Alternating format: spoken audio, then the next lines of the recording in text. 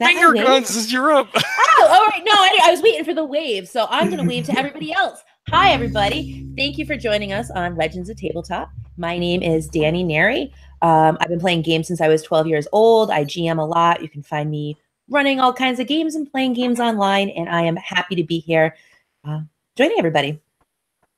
Hey, everyone. Thanks for listening to Legends of Tabletop. My name is Monica.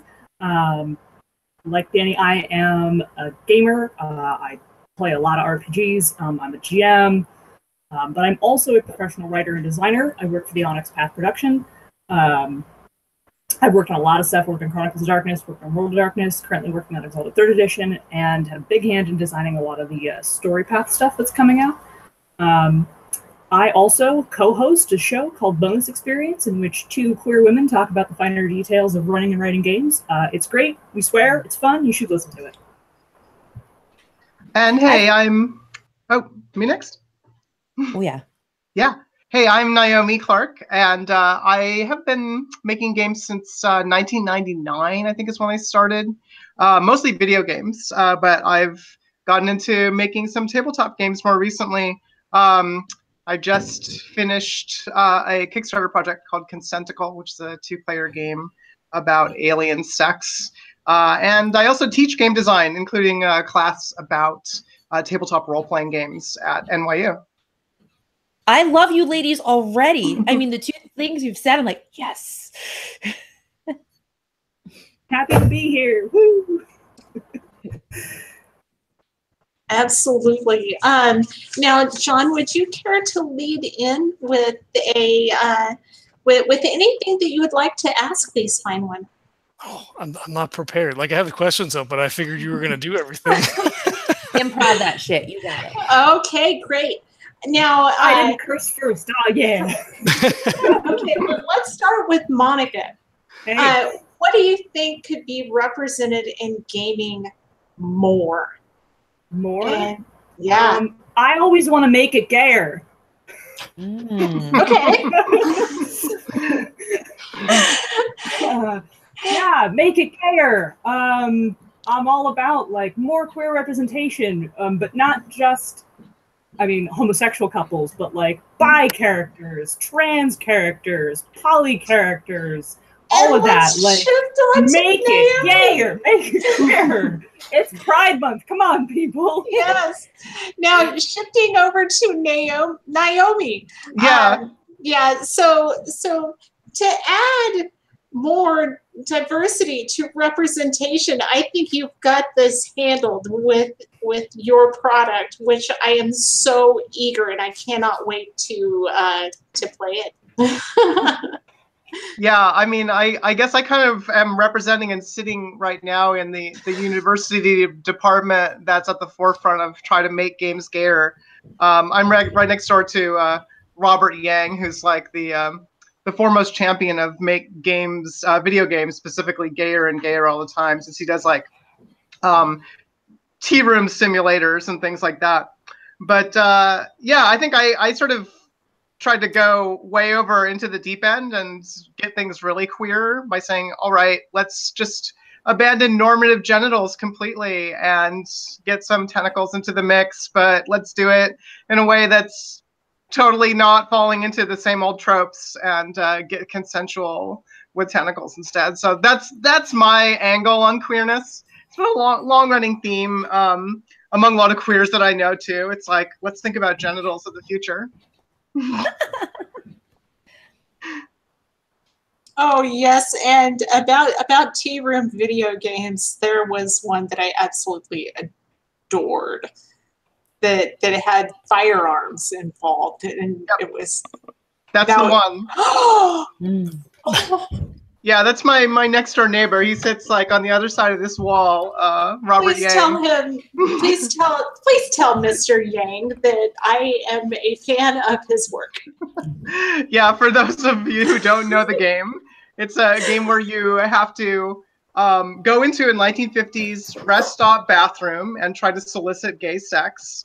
But in part because of censorship restrictions on sites like YouTube and Twitch, instead of depicting male genitals in this 3D simulation, all the genitals are flesh-colored firearm models, very realistic firearm models, which are much easier to get than genital models. You can get tons of firearm models. So big gun isn't just a phrase anymore. That's right. It's like a realistic big gun right inside of the pants with a nice fleshy texture on it. Oh man. You know, I actually went to a firearms dealer and interviewed him seriously about using saliva to lubricate your firearm. And I never got around to editing that audio interview to post. So that hasn't happened yet. So look for it, John. Into something really dirty, I bet. Oh, it is. And yeah. So John, look for that. I'll be sending you that sound file. Have something for Leah's lair. Yeah. Oh man. But Dani, did you have anything to add to representation in let's see what could be represented in gaming more from both either the tabletop side or the video gaming side? I'm going to agree. More diversity is always a good thing. But I had to say, I think we've come such a long way. I've been streaming a D&D game and my character is a lesbian and it was so natural, which is fine. But back, 10 years ago, had I ever pulled that at a game table, there would have been words. It would have been a total different situation. And it just happened. There was a big love scene last Sunday and it just happened so, naturally, because it should, and everybody in chat was so supportive and it was such a big difference that I think we're going in the right directions. And I'm super happy that I run a lot of games for Monty Cook Games and I do their magazine there, and they are always stressing that limit, pushing that limit of let's make everything acceptable. They don't even do a he or a she. They do they in their books. They want to just include everybody, and I love to see it going that way. Yeah. Way to go with the pronouns. That's awesome. But yeah, would any of you care to share any obstacles you may have faced regarding your gender in this environment? How long do you have? I'll refrain from sharing anything from my own experience, so that's fine. We'll keep it brief. Oh, man, Well, I'll go first. Oh, okay, I'm sorry. Go for it. No, go for it. All right. I would just say getting your voice heard at a table, because it is still a man's world in the gaming industry. And don't mean that in any, just population wise, there is a lot more men at the table as it goes. Not that it's their world, but they're a much part of it. So at a table, I just remember very distinctly, and this is only 2 Gen Cons ago, I had an idea and everybody at the table is ignoring me. I'm like, no, let's do this. And a guy said it, I'm telling you, 45 seconds later, and everybody's like, yeah, that's perfect. And I literally said, didn't you just hear me? I just said the exact fucking same thing, really loud. I dropped it and everybody stared at me because nobody was listening to me. I was the chick at the table. I don't know what I'm talking about. And it happens. And it's not something that's, years ago. This still happens, and you have to fight, or you get that, oh, we're going to take it easy on you. Your character didn't know that. I'm like, yeah, they did. They should die, just like you would do to the dudes next to me. So it is out there. We get treated differently. Yeah, I've had very much a similar experience where I've been like, here's the thing we should do. And then, random man number 5 says the same thing a couple seconds later, and they're like, oh, well, let's go with his idea, except that's happened in a professional context. Which is way worse than a party decision. I'm loud when I need to be, so I was like, I did exactly the same thing. I was like, excuse me. That's literally what I said. And that wasn't really a face-to-face thing. Because the way a lot of freelance stuff goes, there's a lot of discussion that goes down in chat rooms through Slack and whatnot professionally. And so some of that happens there too. And so part of what I do in those situations as well is stick up for other women who have experienced literally the same thing, where someone's like, this should go this way, and then man says it a couple minutes later, that sort of thing. I'm always there to have the back of other women working on projects. Yeah, because if you don't, then if someone's actually trying to take credit for their own idea, saying like, "Hey, I said this 5 minutes ago," then if you don't actually say something, then they can get hit with these accusations like, "Oh, well, how are you trying to like promote your own ideas? Like, oh, can't we all just share our ideas?" As if they did something horribly wrong to even point out that they were the first person to say it.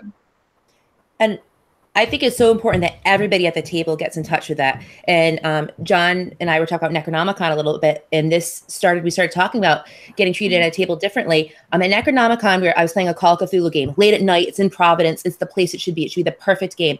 And I was the only female at the table. The GM went after me with a rape scene that was so uncomfortable. I was like in shock. I didn't know what to do. And, I'm a loudmouth person. I have no problem saying things. But I was literally taken so off guard. I felt like I was shaking at one point.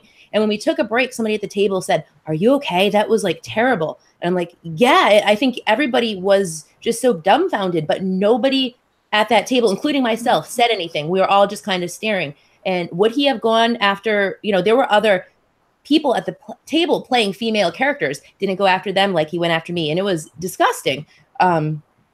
So that makes me so much aware now that if I see even the slightest thing at a table as a player and as a GM, I'm all over that. You have to be. We all have to look out for each other.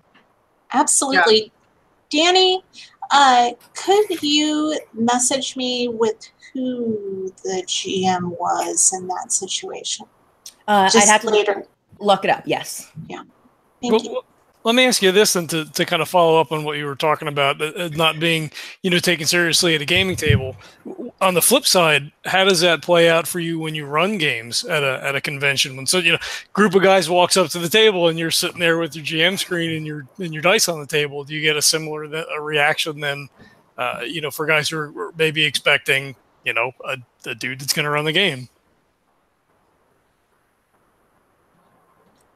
I've had not an experience that I have ever had, but I will defer to you because you sound like you've got something going on. Oh, I'm sorry. It's so weird because I can't see your face, so I didn't know when you were starting to talk. So I'm so sorry. No, I'm not trying to cut you off. No, it's the weirdness of recording things online. It's fine. I'm not offended.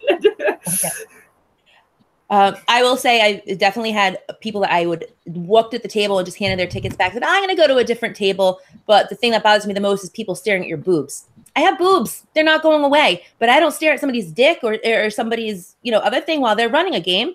So why do you just get to sit there and like blatantly look at my boobs the whole time? I'm not ashamed of them. I'm not going to go hide them. So that's just a weird thing because I don't see everybody staring at the other GMs like that.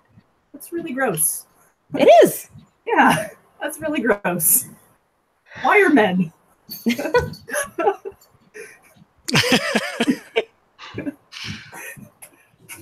I have to say that that's not an experience I've ever had, mostly because I haven't run too many convention games, but I know you guys can't see me, which is probably a good thing because I gesture weirdly and I crouch like a little gaming gargoyle in the office seat. And you can't see this. But I am 6 feet tall, first off, and I don't have big boobs.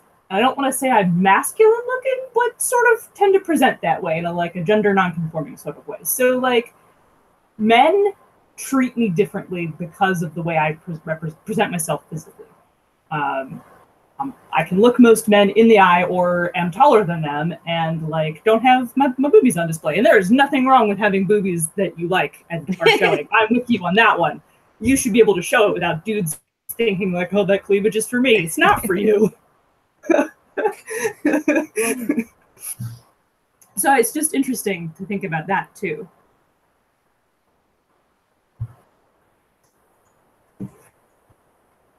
Well, might you have any recommendations for other women that may just be entering this scene and to avoid some of the horror story situations that we're sharing here? Or no? I mean, I think if you're just starting out, if you can at all possible, curate your own group. Like, I understand that some people don't have the luxury to be able to play with their own friends in their own living room or whatever, but if you can and you're new, you know, try to stick with a group of people you know. Even if they're just people that you're like friendly with at a game store or whatever. Obviously, I understand that that's not feasible for everyone. I don't know that I would ever want to recommend to someone for their very first try, go jump right into a convention game with strangers. Do it. Throw yourself immediately to the wolves. Go. So that's my suggestion. Have your first try, your inaugural run be with friends. Yeah. That's a great idea. I'd say have a gaming buddy too if you can. It is such a great community, a gaming community. There's so many people that'll have your back. When I go to a convention, I know I'm going to be in a game wicked late. I'll just have somebody meet me and make sure I get to my, lift or something like that. Just for your person, being in a city you don't know, just for safety reasons. But then, if you're just starting, it would be a great support tool. If you're going to run your first game and with strangers, have somebody you know at that table, because at least you have that one familiarity that you can look at and, get that smile and know everything's good. Okay. Naomi, do you have anything to add for this? Yeah, I'd say more generally for people who are getting into doing GMing or tabletop design even, it really is about finding those people who will have your back, just like Dani was just saying. And often that means asking around and doing a little bit of networking, which, even if you're new or you're feeling introverted, just having those conversations where you find out what people are about, like what they care about, what their values are. There's usually people around who are not afraid to wear a little bit on their sleeve the fact that, yeah, actually we're a feminist gaming group, or, we care about including women, or we actually have policies around things like we don't do spring rape scenes on people without like any kind of consent or forewarning, right? Yeah. And so I think, you want to find those people, and it doesn't mean you have to be friends with all of them or that even you're going to get along with all of them. But that's how I think you start networking and meeting other people who you will be simpatico with, who will have your back in all of these kinds of situations we've been talking about. Mm-hmm. And if you want to run your first, you are 100% right. And there's a great group, Contessa. I don't know if anybody's aware of them, but they promote diversity. And if you run a game for them, they have very strict rules of what, they aren't going to let anybody hurt you, or, if you're playing one of they're going to protect you. I don't know how to say it. They'll be there for you. Okay. Very true. How would you say that traditional RPGs like D&D and other legacy games reinforce the stereotyping of women? And is that changing?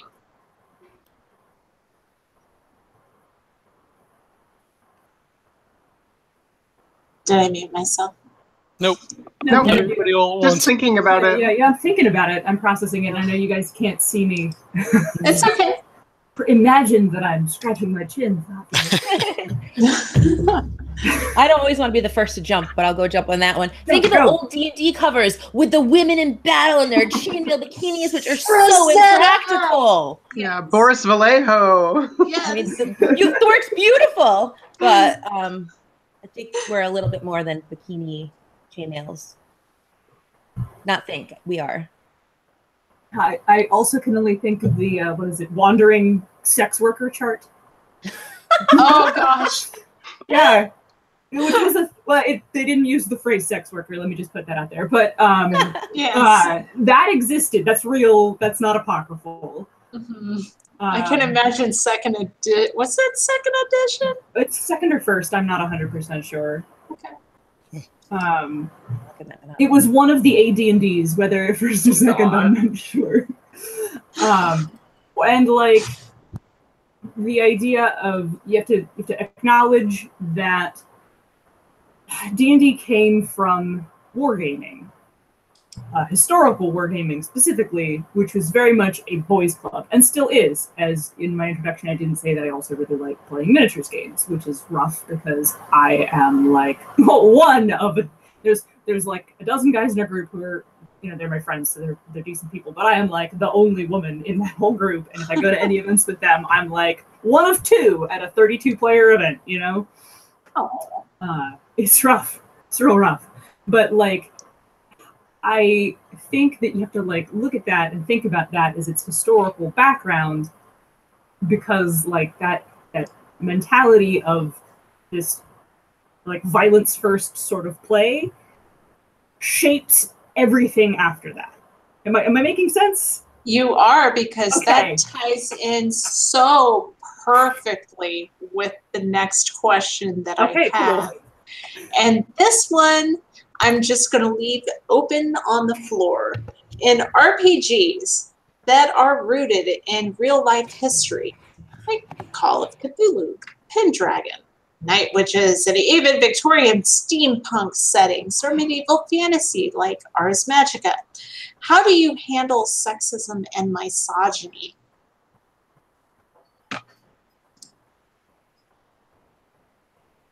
I'll jump. I'll bite. Okay. All right. All right. So all the things you cited are also things that are explicitly fantasy too. Like there's a magic element usually to some degree. Yes. So if you can conceive of like airships powered by magic, then you can conceive that misogyny doesn't exist in imaginary Victorian London. So that's my take on it, which is that like if you are going to make an ahistorical setting in which like it's loosely based in history, or even maybe more based in history, but you're also like it's ancient Egypt, but also with real demons, well then there are real not sexism. Like Yes. if you can throw in the parts that make it worth role playing through as a fantasy, then you can ignore the parts that suck in real life. That's true. But even from a more historical standpoint, if you wanted to cling to that more readily, I think you can also just be like, it doesn't matter for this game. It existed, sure, but we're engaging with this. This isn't a time travel device. This is a game. Yes. So to follow up on what you were talking about with D&D coming out of wargaming and stuff, so do you think that the resistance maybe to have female gamers able to play is a D&D problem or more of a D&D issue than it is for maybe Burning Wheel or maybe some other systems that are more inclusive on the asset because they're coming in at a later time? Tentatively, yes. I mean, I think 5th edition and the things that the current run of D&D are doing, because we didn't answer the second half of the previous question, which was like, do you think it's changing? And the answer is yes. I think anyway. I feel like I'm sucking all the air out of this conversation. So. No, speaking of, would anyone else like to add anything to this? I'll shut up. Yeah, I think it's really interesting that you mentioned Night Witches, since that's an example. It's not doesn't have that fantastic element where you can do whatever you want. It's sort of one of these Jason Morningstar games where he's really done a lot of historical research, right? Like Grey Ranks is another example. It's like wants to be just as grim and as terrible as the actual experience of child soldiers in Poland during World War II. So those are the kinds of games where the designer doesn't want it to be a lighthearted, fun, escapist time, right? You want to sort of like plunge people into the horrors of historical reality. But I think that really it's consent that's extremely important there, and like understanding the agenda of the group that's playing.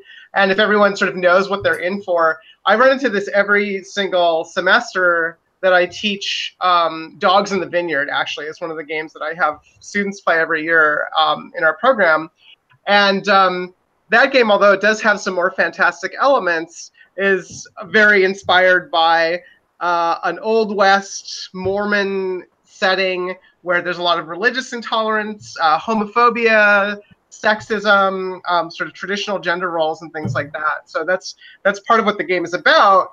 So it's very tricky. Like I think I have a lot of students who I ask to play that game who don't like that aspect of it.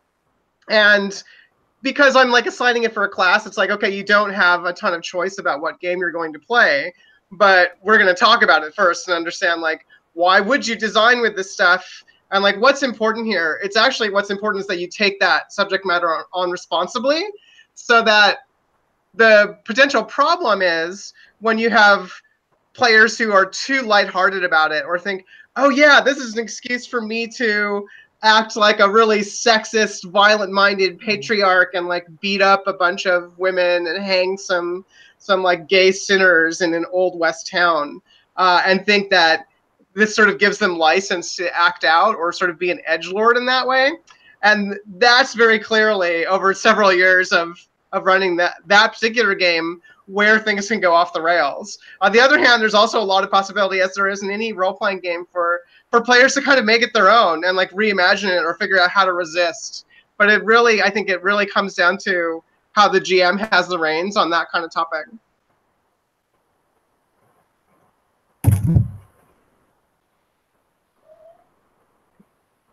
The use of the word consent and all that in that topic was kind of what I was searching for there. So awesome that you put that into really good words.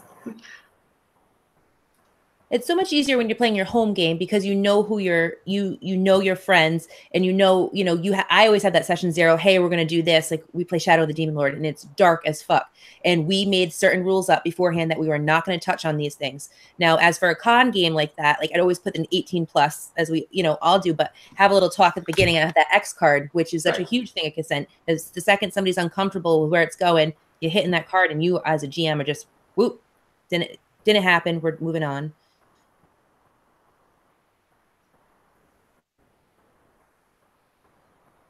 As I unmute myself now, Naomi, this one is for you specifically.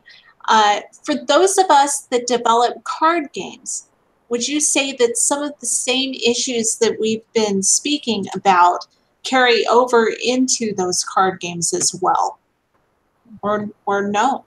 And I think you're muted. Yeah, so I'm hopefully unmuted now. Yes. It's interesting because card games are so incredibly varied. There are just so many different kinds out there and subgenres. There are people designing and selling card games who just aren't part of any kind of tabletop community, right?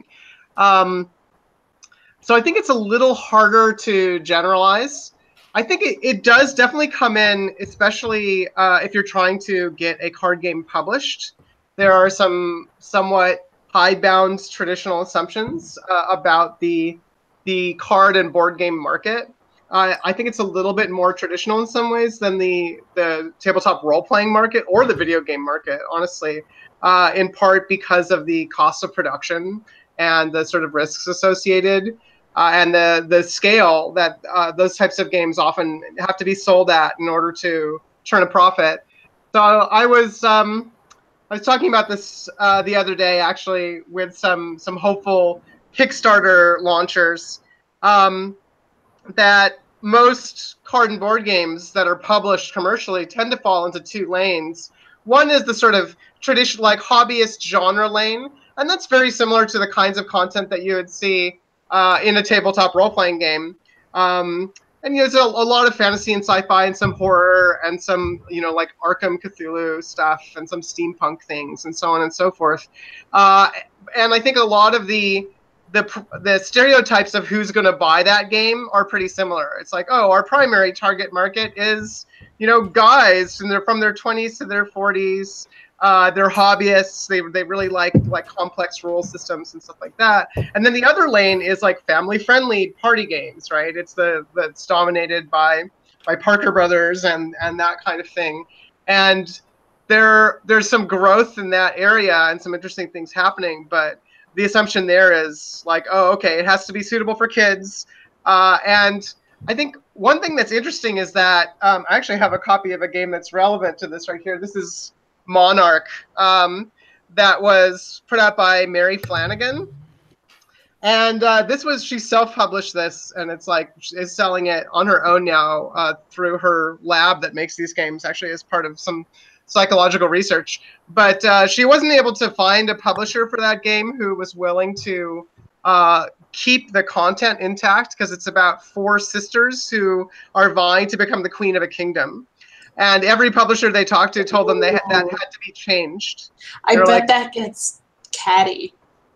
Yeah, it can, definitely. And it's like, it's not super heavily gendered content. But the idea is there are these 4 different princesses, and you have courts that have different types of nobles and buildings and works that are being built. So it's a little bit of a city building kind of game. But this narrative that they're trying to become the next queen was kind of important to the design team. And every publisher they talked to said, look, we can't sell this to our audience. The hobbyist guys don't want a game where you just play female characters, and we can't sell it as a family game because the boys, who are they going to play? They're not willing to play female characters. So in some ways, it's like you're not even allowed to do that, even though it's you can't even reach out to the 50% of the population.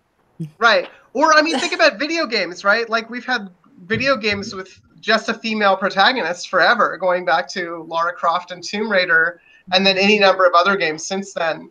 And that's fine. It's like, oh, okay, you're going to step into someone else's shoes for a moment. But somehow the tabletop publishing, that the sort of the larger end of card and board games, don't want to go there. Mm. Yeah, because I mean, you'd think with the successes of Reciteer, and for some reason Reciteer is popping into my head,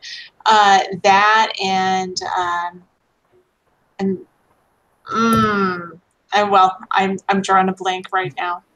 I'll pop back in at the most inopportune moment. Let's see. Well, here I've got a question from Keeper Chad from the Miskatonic University podcast in the chat. He asked Dani, do you feel that? Let me start over. Dani, do you feel you could have used more support from Necronomicon about the incident that you'd mentioned? And should there be a better system in place at the con for reporting or these types of things? Yeah. Honestly, I don't think Necronomicon, I really sincerely feel had no fault in it whatsoever. They had no idea what was happening. It's an incredible con that could happen at any con, at any table. And you don't go around and patrol every game, because it could be an X card game where the content has, people have already agreed to that. So for anybody that was monitoring, or there could have been, nobody would know what was going on. I think that it was because it was such a first time situation for me. I didn't report it. I 100% should have. I didn't even get the shock of it until 2 or 3 days later, when it really hit me. And I know that sounds crazy, but I was speechless to the whole thing. And then every time I went to bed, I was thinking about it, and it bothered me more and it disgusted me more. But I'm pretty confident if I went to them and told them that situation, they would deal with it. But I didn't, like at Gen Con, you have a number, or at different cons, you have a number, or somebody you can report, somewhere you can go all the time for assistance. And I think that's really important for a con that's running, 2 in the morning, 3 in the morning. Anytime there's a game, there's got to be somebody that you can go to and get help. And I honestly didn't know what to, it's so weird. It's like a deer in headlights. You just didn't know I did not know what to do at that moment. Yeah. And I mean, on the other side of that coin, I know that I speak on an adult-oriented panel. We read badly written fan fiction porn with feeling and emotion at a local convention, but we do advertise that it is for adults only, and there is explicit adult content contained within. You might be offended. And so this makes me want to almost revisit that entire thing. But that is one of the constraints that we place on our content that we read, is we can't have anything that's not consensual. And again, Naomi, thank you for bringing up the issue of consent so many times in this discussion. And let's see. And that's not to say that's not saying that it's wrong in a game if everybody involved knows about it. Like take Vampire. Yes. I mean, it gets disgusting, but you don't spring that on people you don't know, and you just don't, not without consent. And yeah. And when you're at a convention, it's hard because you're playing with people that you don't know, and there's not the same level of trust. Like we've played games. You've played in a lot of our games. And in the one Call of Cthulhu game, you're like, oh, I want to play a lounge singer. And I'm like, all right, well, maybe I'll be the club owner. And maybe we're involved somehow or another, right? But there's, because we know each other, there's a certain amount of trust that's involved that there's not going to be a line that's overdrawn. Mm-hmm. And that we can sort of kind of play around in that area, and that we're both open and willing to do that. And, there's not, weird, creepy guy or whatever that, here's a rape scene all of a sudden, like, detailed too, like, yeah. And I was just gonna say, if it was important to the story, right? There's no excuse for what happened, but then it's like screen wipe. Like you hear a screen, but like there's a way to do that, even if it was like like sort of a gotcha in the story, but to do it in a way that's rational or reasonable. I don't know. It just seems crazy. Okay, now we've talked about representation, and again, I'm going to go ahead and lay this out on the floor for either Monica or Naomi. Do you think that some of the onus should be placed on the game industry? That's an encompassing term, to reach out to include those who are underrepresented, and in what areas do you think we could see more representation? And I agree with the face Naomi just made. I think that face was like, yes, every area. I honestly don't see the downside, right? Like, I think this is for the game industry in general, but particularly digital games in the last 10 years. It's where a lot of the new innovation and ideas have come from.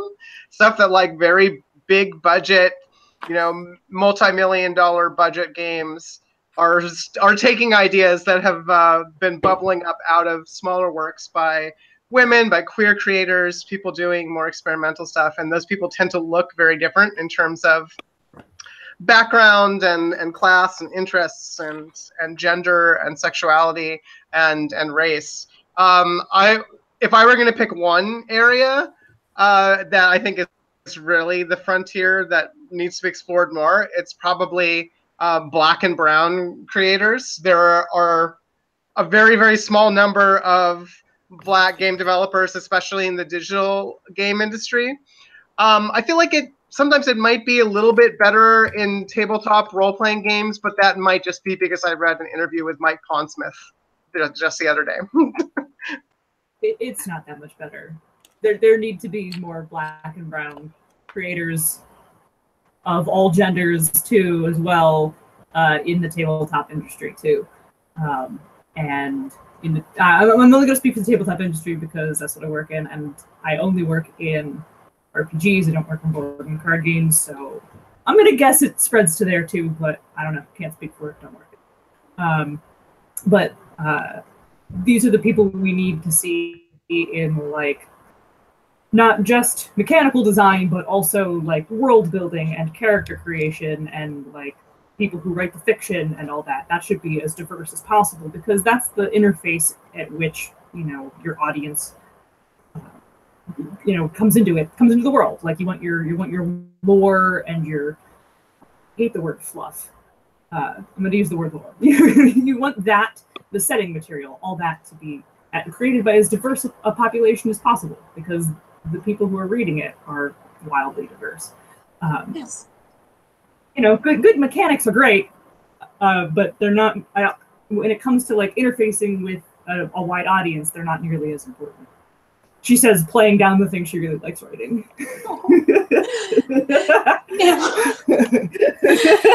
Okay, so did I unmute myself? Let's see. Yes, I did. Okay, you did. We can hear you. Just real quick.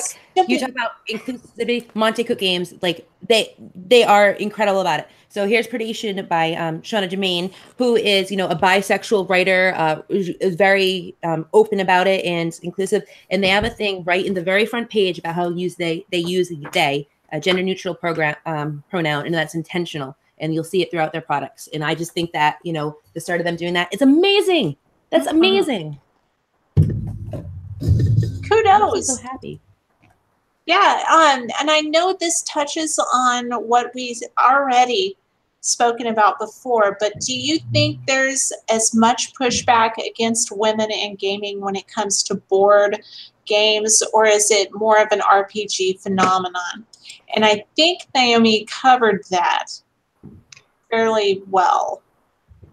Yeah, a little bit. I've been asked this question before. I think it's interestingly different. There's a little bit less of a, I guess, like that reactionary core of people who consider themselves true old school fans and resist any suggestion that, hey, games ought to be more inclusive. There ought to be more types of people playing and more types of people creating things. You know, who toss around terms like SJW. I have actually run into a little bit less of that in the board and card game space. There are some people like that. They tend to be a little bit more off at the fringes. And I don't know. I think it has something to do with a very different relationship to how people pick up and put down games and who they play with.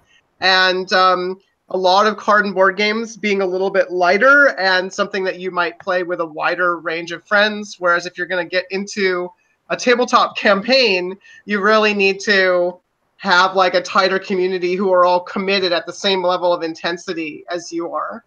That's true of some board and card games, but it hasn't been as true until recent years with like legacy games and things like that, that you need to have like a really committed play group.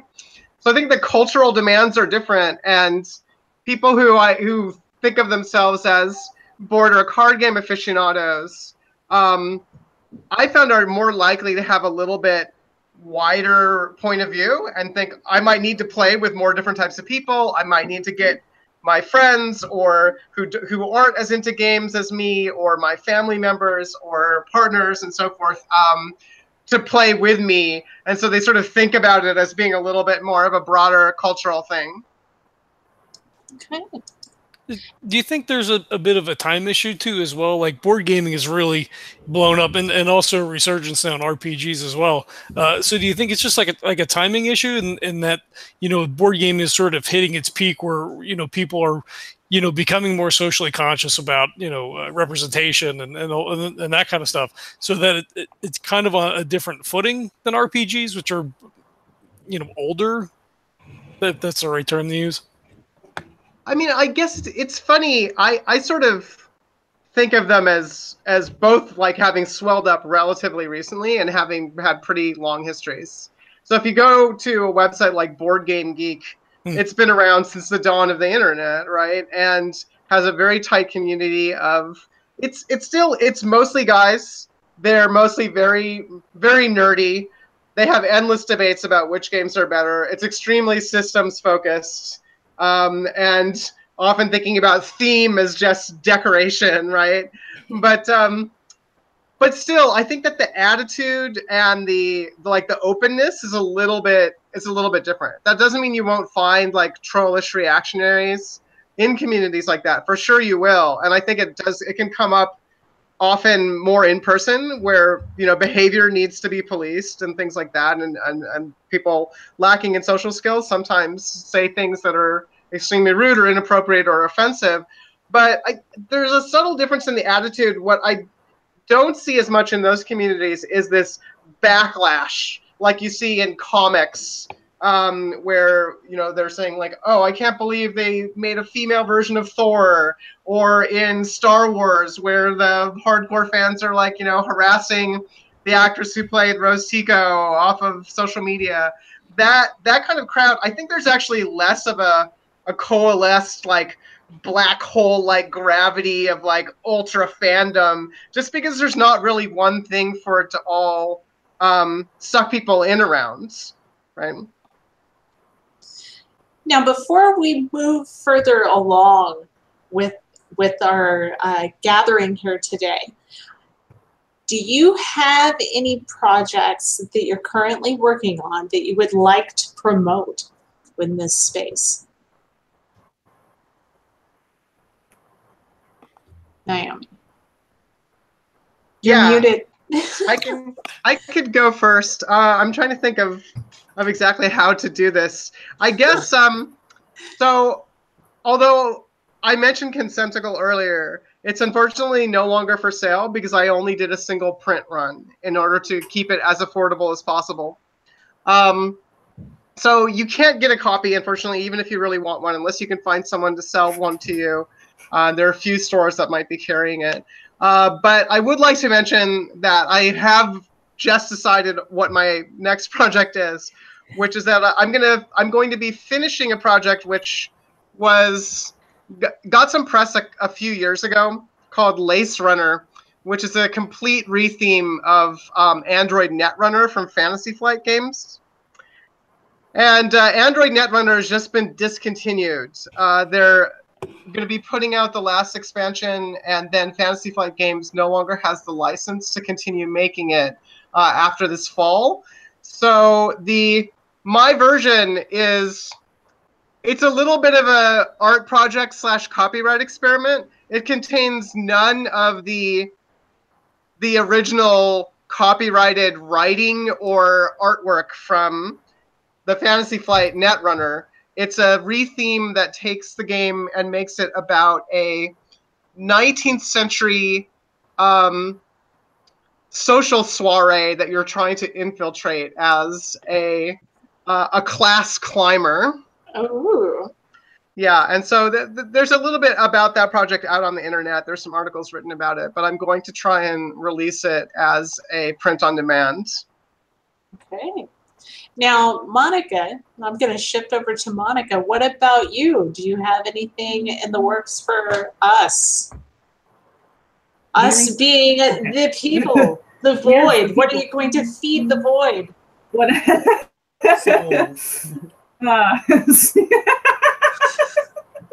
Souls. Yeah. Stop outing me like this. You can't know that I feed the soul's void in this, the void souls in my spare time. No, I am currently working on a section of Dark Iris 2 for Chronicles of Darkness, not World of Darkness. They are two different things.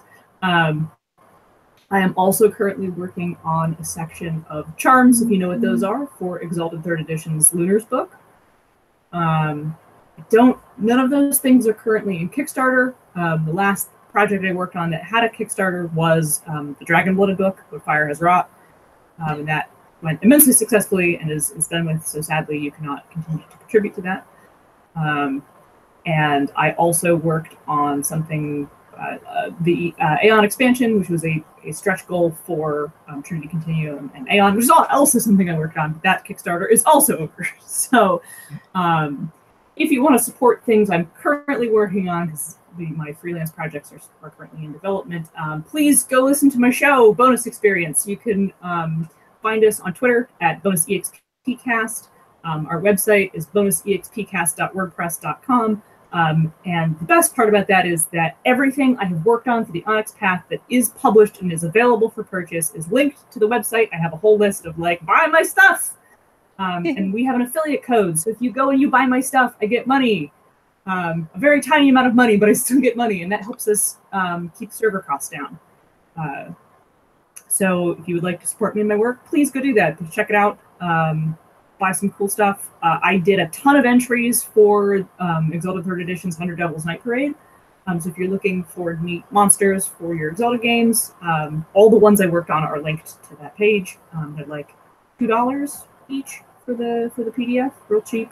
Cool bestiary entries, so check that out. That's I'm actually in the middle of deadline hell right now, so that's where I am with things. Thank you for giving us some of your precious free time this evening. I really appreciate it, Monica. But you're welcome. It was a break from being hunched over my keyboard. Yes. Now you can be set a little bit further away from the keyboard. Now I'm going to move on to Dani. What do you have in the pipeline?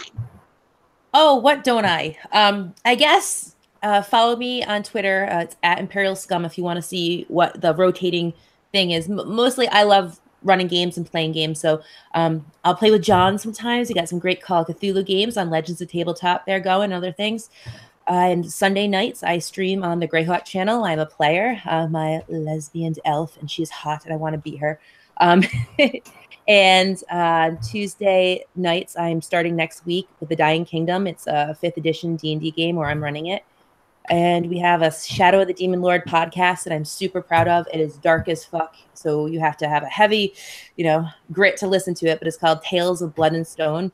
It's on tobuspod.com. Tobus as a Tales of Blood and Stone pod.com, or it's a Twitter out there.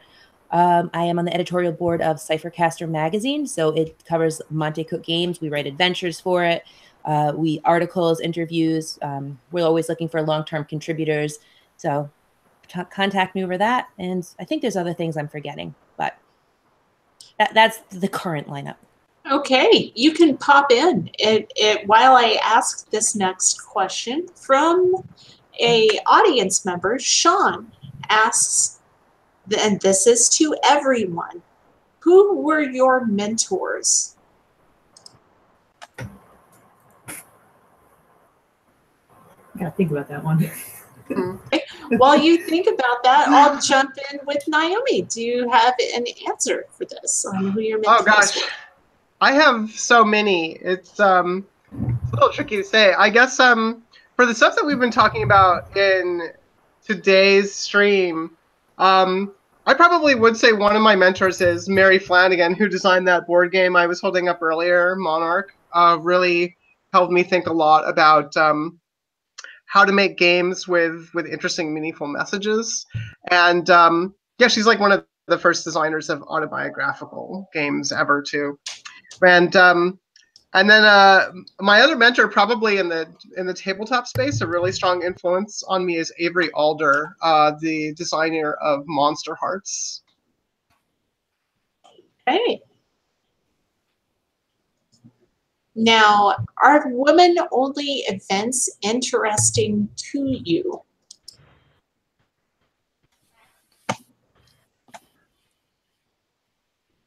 I'm not quite sure what that refers to. I mean, gaming. Like conventions or conventions, or I mean, an event much like this evening, where we've got a bunch of women all together. So yeah. I mean, I obviously have lots of male friends. We're gamers. We have those, but like, yeah, I really thoroughly enjoy and am all about women-only events. Though tend to prefer it if it's like women plus, so like gender non-conforming people, gender queer people, non-binary people, that sort of thing. No dudes. Yeah, I think they're definitely valuable. They're really good spaces for people who might not otherwise show up into gaming communities at all. Yeah. I'd say that's the #1 reason they're close to my heart. And for me personally, I'm like, yeah, that's totally great. I'd love to go to an event like that once in a while. It might not be my mainstay. I think that's sort of true for a lot of us who've been around for a long time. It's like we have pretty thick skin. We like can move through all sorts of spaces, but it's really nice to drop into a women-only space for like a change of pace and atmosphere. Mm-hmm. And that's such a good point. It is such a safe spot. If you talked about getting new into the system, and that is definitely a plus for that. Mm-hmm. Now, there's a third point to this question. What one thing could men do to improve the experience of gaming and game creation? Ooh, I've got this one. Yeah. Shut up. Be quiet. Let somebody else talk for a sec. That's my answer. And I'll say the exact opposite, but also not a contradiction at all, which is have women's backs when they experience these kinds of things, like when other people are taking credit for their ideas, when only the male creator of a game is being addressed or referenced in an interview or talked about like he's the creator when he actually has a female co-creator. Actually say something when that shit happens. And then yes, otherwise, like Monica said, you can shut up except to do those things. Yeah. Yes, exactly what she said. Shut up, except if you're gonna have somebody's back. Yeah, precisely. Listen to us and what we're really saying, and listen to what people are saying to us, so you can be aware of things that aren't always right. Yeah. Now we're gonna jump on over to Adam. Viewer Adam asks, I think we've talked about this before. Has Contessa helped women in gaming, and if so, in what ways? And if not, why? I have never had any problem with Contessa. I have run games for them. I have seen people come to those games that, it's their first con and it's their first experience. And it makes people feel comfortable running games there. I've talked to a lot of the GMs there. And I honestly have not seen a single downside to it, what it represents, which is diversity in gaming. And they have a women's gaming only night, or the only GMs you're going to have are women. That going into it. So anybody at your table shouldn't be hesitant because you're a woman, so you feel confident running. They have, a gay night where, it's not the straight gender. You can run a game as long as, you're not straight. So I run in that. And, everybody there is so welcoming. I can't see a downside to Contessa. Okay. Now, what more can supporters of Contessa do to help it grow? Run games, spread the word, go to their games. Fill their tables. All right. I should have worn my Contessa shirt. Oh my goodness. Now let's go with Monica here. Now, favorite games. Would you prefer video game or tabletop? Let's do tabletop. I play a lot more of those. Yes. Not to say that I don't have favorite video games, but I play a lot more. Okay. So my favorite tabletop game. Oh boy. Okay, so I have to give two answers. Because I always have like sort of a long-term thing I think is really good from a design perspective, but I also have a game I have a crush on right now.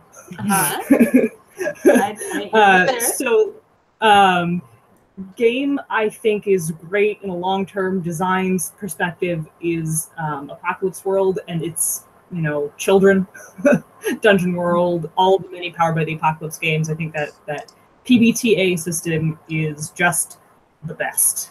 That I have to hail that as one of my favorite things. And if you listen to my show, we talk about how great it is all the time.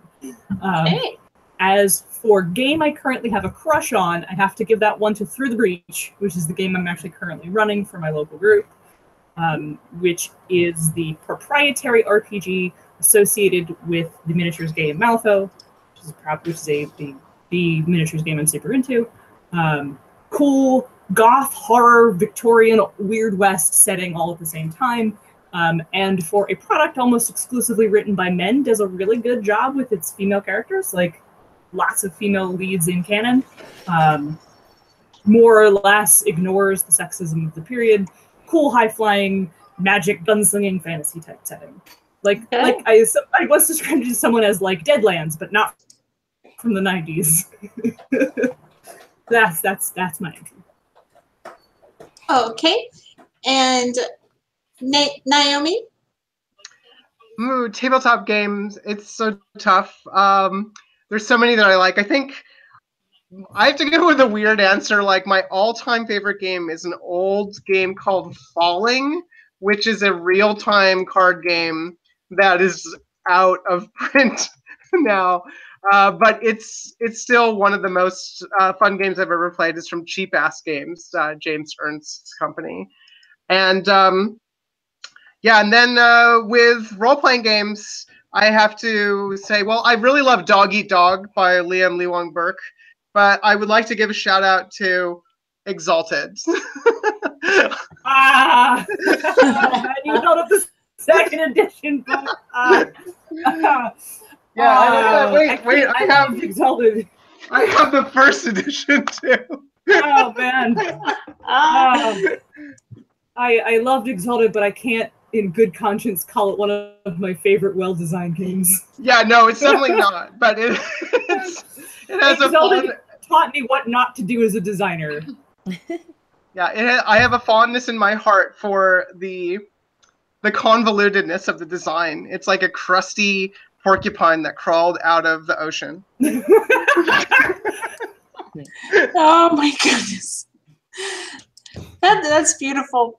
Now, not to leave any of our YouTube viewers out, there's a question here from Badger. Where is the industry falling short of being more inclusive towards women? And are there examples of where it's succeeding that people can look to help inclusivity?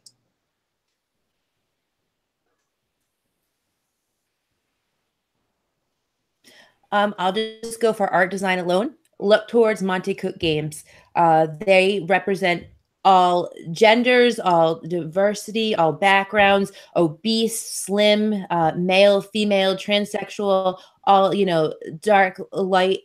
It's amazing the differences you get in all the pictures in the book. It's not the same old fantasy art. Okay. Now, Monica, would you have anything to add to that? I think that's pretty good. I think art direction is moving in the right place. I think on the whole, we are slowly moving in the right direction. As far as examples of places where like women are being highlighted and stuff, I actually think, you know, the company I work for, the Onyx Path, is actually doing a really good job of hiring women, hiring queer women, hiring women of color to work on their products. For a while there, the 100 Devils Night Parade was exclusively developed and written by women. Unfortunately, some people had to drop the project, so now we have guys on it now. But but that was mostly a scheduling thing. But for a while there was just 3 women who were writing the whole thing. They have women who are developers, who are the people who are in charge of putting the book together. They're an editor, both in the sense of like a proofreader and also an editor in like an academic sense, where they're the cat herder who has to get all these freelancers in line. I am currently, one of the projects I'm working on is being developed by another Monica, another woman. One of the things in the past, another woman developer, lots of women doing active work for them. And I would hope that other publishing companies are doing the same, but I can only speak for the one I work for, so. Okay. Now on to Naomi. It's such a tough, big question when we're talking about the industry in general. Oh, gosh, I think, you know, like Monica was saying, things are slowly getting better. I think that even the big mainstream video game industry has gotten slightly better at representing women as characters in games. And that actually this year at E3, which just happened, I was surprised to see a lot of companies touting how they have very diverse and inclusive staff and people making games, which is something that they haven't done up until recently. And that side of inclusion is really important too. So I'd say, you know, it's good to reward even these large behemoth companies for making steps in the right direction. So I think it's good to support that, even if those games are far from perfect, even if those women have very small creative voices. But what I usually say is, at the same time, the place where individual female creators have the strongest voice is actually in very small scale games. And that's most, you know, like independently published tabletop card and board games these days. It's very much like a solo designer endeavor. And so when you see a woman's name on a work, or when you hear about a female designer or a developer or someone making an independent game, or a team with a woman on it, like say the team's making games at Campo Santo or at Fulbright, some, you know, indie game developers with like half a dozen people on a game. I would say, yeah, like try to support those games as well, because that's where women are actually have a very significant creative role, not just like part of a, you know, staff of hundreds and hundreds of people that's probably led by some, you know, typical looking white dude. Okay, now Chad loves the Exalted blurb. and it was a wonderful blurb for the box, like a crusty porcupine that crawled out of the ocean. So, yes, your words have already been greatly appreciated here. We also have a question from Brett Kramer. Asks the entire panel, what would you suggest individuals do to foster inclusivity in gaming? And what's an optimal approach for allies?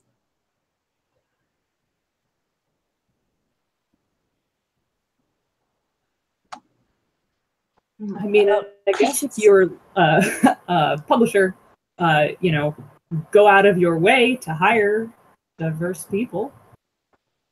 If you are already on staff, recommend them. That's what I got. Okay. I'm going to say try and think a little bit outside the box of what your current editorial purview is. Because a lot of publishers, and this is true across books and games and magazines, all sorts of things, they think of like, okay, well, this is the kind of thing that we publish, and this is what we're looking for. And that in and of itself is going to restrict the type of creators that you work with, right? And it's going to, that's part of what means that your next round of creators are going to look similar to your last round of creators, because these things are tied together. So I would always say, like, look at the edges of that box, like what's just beyond the border, and like who's making that kind of product, and is it worth stretching a little bit, doing something slightly different, like a game where you would normally say, oh, I'm not sure if that's the kind of thing that we would do. Well, actually, maybe think about doing it. Think about like could you take some additional risks, stretch a little further in that direction? It could be actually a competitive advantage. Very, very true. Very true. Now moving a little bit. Let's move a little bit backward. Star Wars, Star Trek, or for those of you that like neither one of the previous selections, Dune. As I said, we're moving back.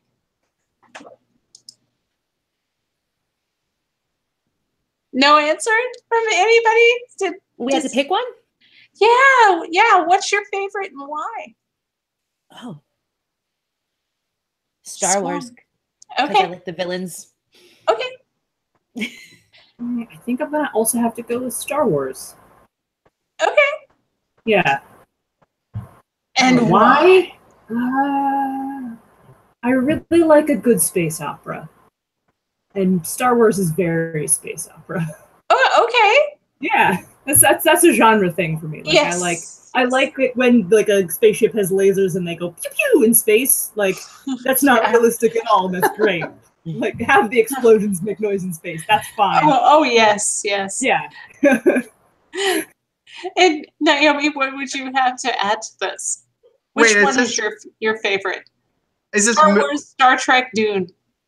Oh, I'm afraid I have to go with Dune and be the weirdo snobster, I guess. The answer is Dune. I read the Dune encyclopedia when I was a kid, which is just an outrageously ridiculous book, but it made me fall in love with that forever. Even though I'm not really sure about some of the more recent, slightly less canonical entries in this series. Yes. I left the series after Children of Dune, so. Yeah, but gosh, God Emperors and yes, becoming a giant sandworm and having genetic breeding nuns and other like gender shifting weird biotech aliens. It's got it all, and it's super weird. Oh man, back to Dani. If you could have one superpower, what would it be and why? Oh, to never have a hangover? Because they suck. Oh man. No, but really, I think it would be all the Gatorade before. I think it would be to be able to take people's like sad emotions away from them, like to be able to make people feel better, even if it was just temporary. Okay. And Monica, what about you? My first boring answer is always like super strength is cool. But I'll give that answer a lot, so I'm going to give a different answer this time. I think I would be cool to have the superpower to like control time, go forward or backward in time, or to like freeze action, which I know is not how freezing time should work, but bear with me. I also am a fan of lasers that make noise in space. Yeah, that'd be cool, like to stop time or to like speed things up or like slow things down so you can do lots of stuff in an instant and that sort of thing. Or to get more hours out of your day so you can meet your deadlines. That's true. And Naomi, which superpower for you? Oh man, all superpowers have terrible drawbacks. That's just the narrative logic of the way it works, right? So I think I have to go with the get really meta and say the superpower to turn other people's superpowers on and off. Oh, so I could like So you don't have a superpower. I can like activate your X gene or whatever. Who watches the Watchmen? Marvel or DC? Which one's your favorite? I have to go with Marvel. I've been doing a reading project for the last 5 years. So I've read about 10,000 Marvel comics in chronological order. And I decided that it was worth it because I sort of took a close look at both of them and like noted the differences. And I think that the Marvel style of storytelling and engaging with political issues is a little bit more interesting. Yes, I'm forced to agree. Now, Monica, Marvel or DC? I'm not a comic book person. But if I have to pick, well, obviously I like dumb action movies, so I'm a big fan of the Marvel Cinematic Universe. But I also kind of really like a lot of the concepts in Green Lantern. So movies, Marvel, comics, DC. Okay. That's going to have to be the answer I go with, because superhero comics are not a thing I follow. Okay, understood. Dani, what would you have to add to this question? So I also am not a comic girl, but I've seen the movies. So movie-wise, I enjoy the Marvel ones better, except watching my 5-year-old watch Wonder Woman and want to emulate like this strong woman. That to me, I would almost say DC just for that alone. I'm gonna get teary-eyed thinking about it because she loves it and she embraces it. I'm like, that's what we want. Like, I'm trying. Yeah, I am getting teary-eyed. Look, but it's awesome to see a little girl like be raised, to have that passion. Like, you keep that, girl. Mm-hmm. Absolutely. Now, moving on, Dani. Now, what job, if you were offered it, would make you immediately drop everything you're doing to say yes to? Like, yes, this is me. I will do this. To run games for people that have never played before. That would be like my dream job, because I'm not always good at explaining the rules, but I'm pretty good at realizing what people want to play. Like this person's going to love a hack and slash, or they want this kind of thing. And I would love to get people into something like that they want. And I think it's so therapeutic and so good for so many things.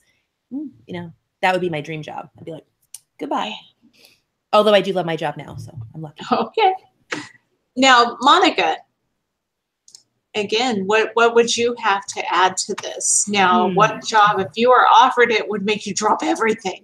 If I could somehow do the writer designer thing full time, with the caveat that I don't have to work, that I can work like a regular schedule and not have to work 80 hours a week, and then also not be able to pay my bills, which is sadly the reality of doing this full time as a freelancer. If they could just be my job all the time, I would take it in a heartbeat, with the caveat that I am making ends meet and thriving, yes. I'm forced to agree. Now, Naomi, what job, if you were offered it, would make you walk away from your little office?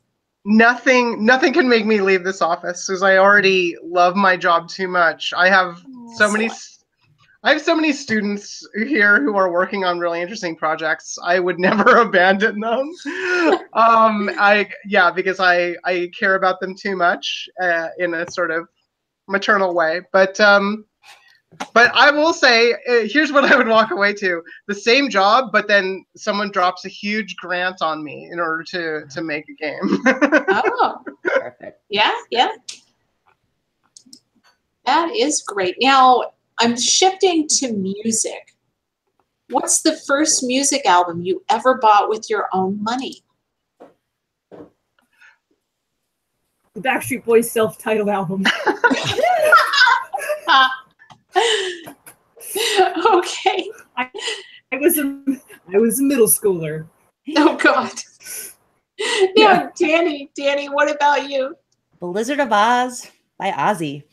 Whoa. Naomi, what about you? For Naomi, me, it was George Michael's Faith. Oh, man, that was one of my first sheet music playing songs. Oh man, that showed my age just a little bit. Now, what album can you listen to all the way through without skipping a single track? I got a couple of these. Music is my jam. Uh-huh. But probably one of my favorite albums of all time, listen through the whole thing, no skipping a track, is Arrows and Anchors by the indie band Fair to Middling. Okay. Everyone else is like, sure, that's a band I've never heard of. Yep. True. It's something I will have to check out, though. I would type. Can you type the name in the chat? Yeah, I sure can. Highly recommend if you are a fan of indie rock. And Dani.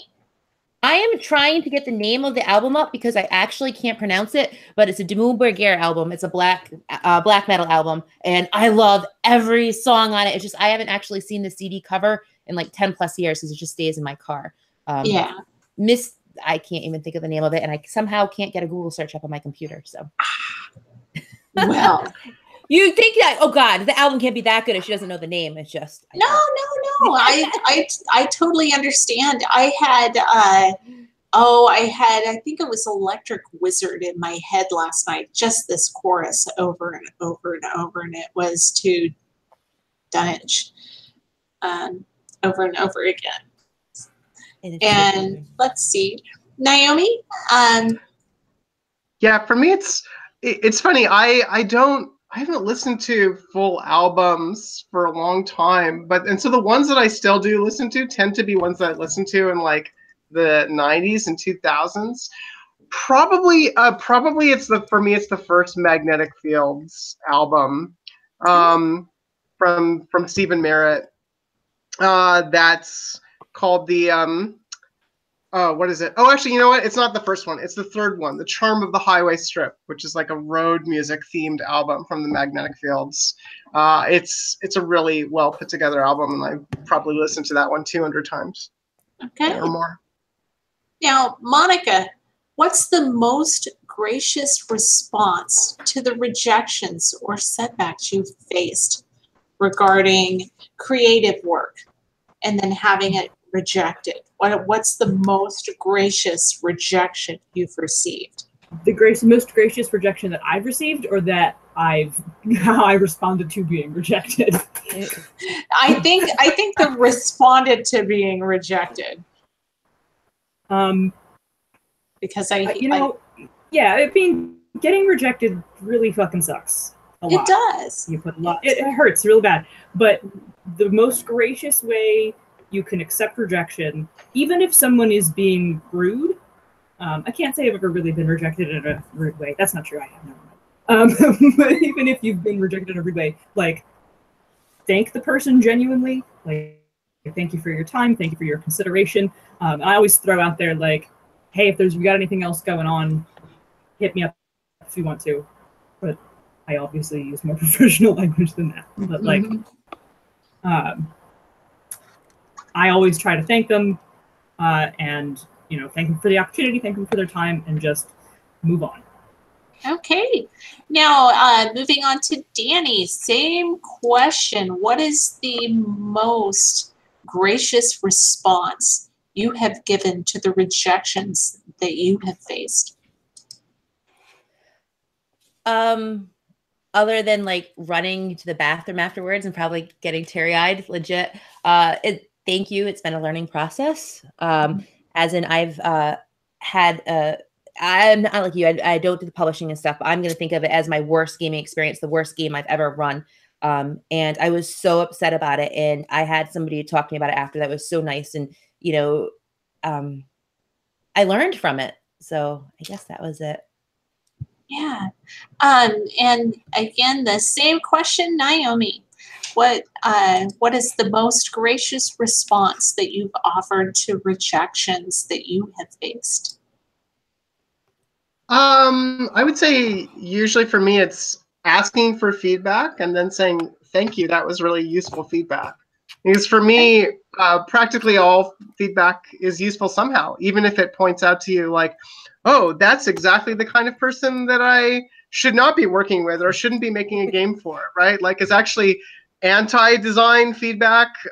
Say like if someone strongly rejects your game, sometimes it helps you figure out like, oh, that's actually positive for my game because you're the opposite of the kind of person that I'm making this game for. Yeah. Okay. Oh man. Now, how did you make your first dollar? Ancient history here. How did you make your first dollar? Mowing lawns is probably my guess. Yeah. Oh, okay. Monica? I mean, literally the first time I ever made money. Oh, like, yes. Okay. Yes. Hey, I mean, I had an allowance as a kid, but I assume you mean outside of that. No, that doesn't count. Oh, okay. I didn't think that would count. Yeah. Babysitting. I did a lot. I babysat kids as a far too young middle schooler. Okay, move on to Dani. I honestly don't know. I know what my first job was, but I don't remember anything before that. Okay. So I would say working in the restaurant industry at a young age. Okay. First money there. That is much more glamorous than my answer, which would be I was a laundress at an asylum. Let's see. Oh, wow. Oh, it was weird. Let's see. You have the power to create one perfect movie or TV adaptation of a video game story. Which game do you pick? Perfect. Final Fantasy VII. Okay. And Monica. Borderlands. Okay. I'm gonna go with Oi Koshspiel by David Kanega. You can look it up. I will have to look that up. It's a dog opera. Let me just put it that way. Oh man. Kind of like Isle of Dogs. Are you talking dog opera? Way more surreal than Isle of Dogs. Oh, okay. I love that movie, by the way. It's so cute. Let's go meta. And this is all I've got for the rest of the evening. It'll just be totally freeform after this. Which question do you wish I would have asked you?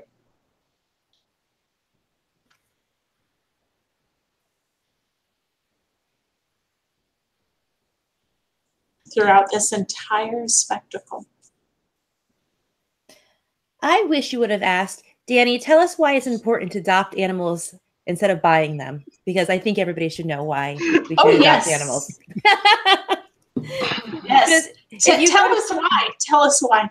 All right, because there are so many animals that need homes, strays in the pound, and so many of them get euthanized, and it's just so sad. And if you go to Pet Finder, you see the same faces on month after month.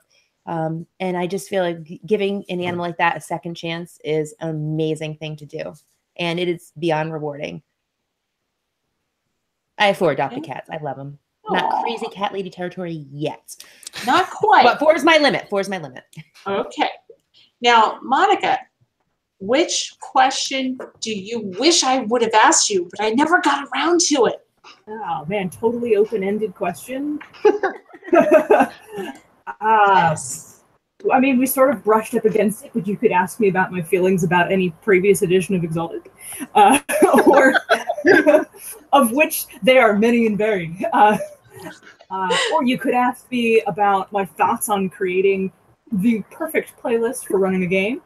Or you could have asked me about my weird ass taste in music, keying off of the perfect playlist. But I'm very much all about having a specific tailored playlist for each campaign with like NPC themes scattered in there. And I have a section that's all about music for combat. And like I have an intro, and the intro, I have like an intro song that I picked for that campaign, and it plays at the beginning whenever I'm doing the like, so guys, remember what we were doing last time? And then I even have an ending theme for like when we're wrapping up. It plays at the end. Countdown. Look, I have even been known to make a final boss suite to replace the previous playlist, and like, oh, the players are going into the final conflict of the game. Here's an all new playlist that's all about the finale. Okay. I have strong feelings about using music with your gaming experience, which is something you can really only do if you're playing with like a group face to face at like somebody's house. But hey, I agree with that. Yeah, that is man. awesome. You should really write and publish these playlists and your thoughts about them, because I'm such an advocate of this for lots of types of board and card games too. They all need soundtracks. Awesome. I can try to see if I can list I have public, because I actually in the modern era I use YouTube, and then I connect to my friend's smart TV and play it like in the living room off the TV. So I should be able to share. I'll go through and make them public. I can share all of my playlists for the games I'm currently involved in. Cool. And there is on our list of topics. Bonus Experience will eventually be talking about how much I really love using thematic music. So look forward to that in the future. Okay. Naomi, which question do you wish I would have gotten around to asking you and I never did? Oh, gosh. Probably just a question that would have released some of the thoughts that are constantly going around in my head. Like the thing that I can't stop thinking about right now is the answer to the question, when did mer people start living in Atlantis, fictionally speaking? Ooh. Because yeah, those two ideas never went together until about the middle of last century. And then suddenly they got joined together, and I think there's like a really interesting tracing of that I've been trying to do research about, that I could go on and on about, like Uncle Scrooge comic books, and like mer people showing up at Atlantis, and like all of these different threads that ultimately lead to like the Little Mermaid and like Aquaman and stuff like that. Yeah. That's just what I'm nerding out about right now. So.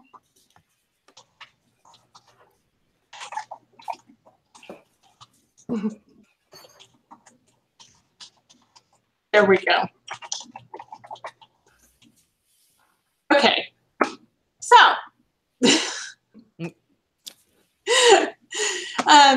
now I know that I have exhausted. Here we're at a point where I have exhausted all of the questions that I have prepared for everyone present today. So, is there anything that any of you would love to talk about? And Monica, I see your playlist for Through the Breach. Yeah. Okay. Scroll up, and there's also my playlist for Start Event Number. Oh, look at that. Do you ever have your players contribute to the playlist? Like if we're playing...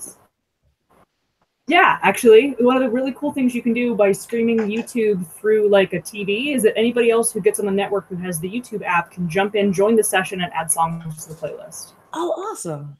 Yep.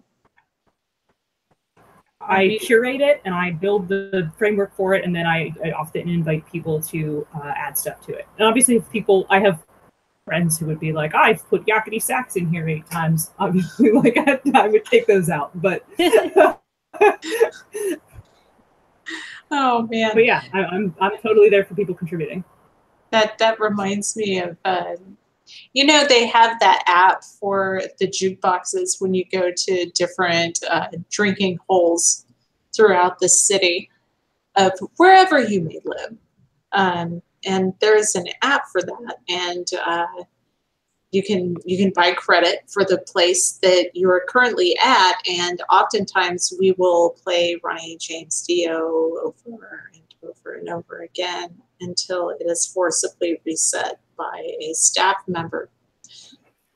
I have a funny story about that. So I bartend at my bar. We have one of those, and one of my friends knows I absolutely fucking hate Pink Floyd. So at 12 o'clock at night, Pink Floyd, Pink Floyd, Pink Floyd, and they aren't in the building.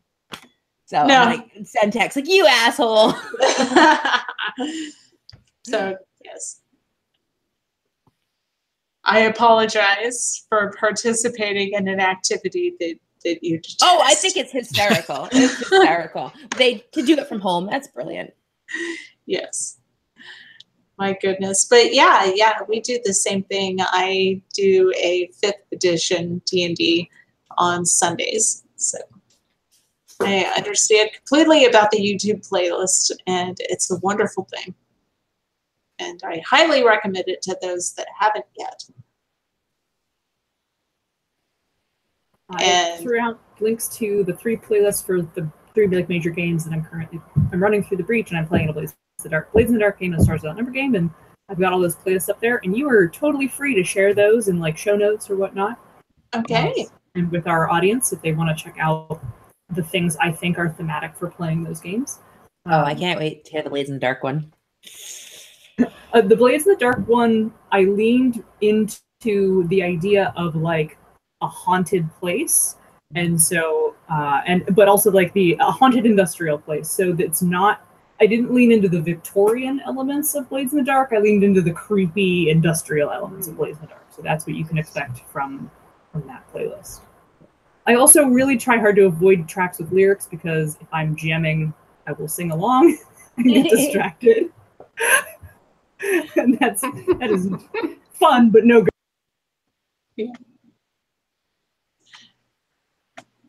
Well, I was just going to say thank you so much, Monica. These are great. Yes.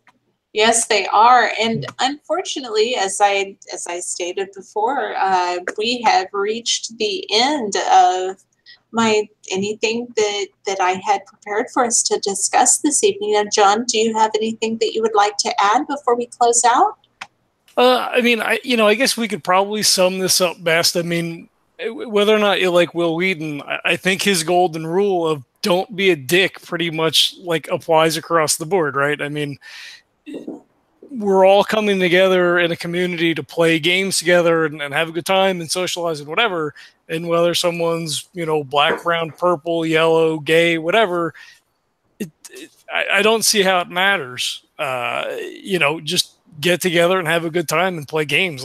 It's just, it seems like it's such a stupid thing. Like, why would you even have to say that to someone? Like, hey, don't be a dick. But this is where we find ourselves sometimes, as good as the community is. And I think we have a wonderful community that, that we're a part of and larger that, everyone sort of participates in here, but still you get those, outliers that force us to be like, hey, we should have a Women in Gaming Month, because like maybe someone needs a reminder that everybody plays games and like everybody wants to participate. So don't be a dick. Yeah. It's a good rule to live by. Yes, absolutely. And with that, I'm going to bid all of our watchers and listeners a fair adieu and have a wonderful evening. Thank you for listening. Cheers. Cheers. Good night. Bye, everybody. John, Thanks, everybody. To click the button. I know I'm going to click the button, but before I click the button, I'm going to tell everybody to buy coffee. There's links for coffee in the show notes. Yes. Yes. Everyone gather the flock and migrate on down to Birds of a Feather Coffee Company. There's links for everybody's stuff, shows, Twitter handles, and all that stuff in the show notes. So please check that out. I'm copying playlists over, so if you play any of those games, we'll have the playlist posted in the show notes as well. Thanks for checking this out. If you enjoy it, likes and subscribes. If you leave reviews, that's fantastic. It helps the podcast get noticed. And that would be great. Don't forget to buy our coffee. Coffee again. available. It's available on our website, legendsoftabletop.com. We have our special brew, Legends Coffee, available on our site. If you click on the Legends Coffee button in the banner, it'll take you to a page where you can directly purchase this wonderful, wonderful brew. It's legendary. Oh, this is legendary. It's 10% off if you use code LEGENDS10, and shipping is always free. So Yes. check it out. Like that. Thanks everybody for watching. Thanks to all of our guests for participating, and we'll catch you next time.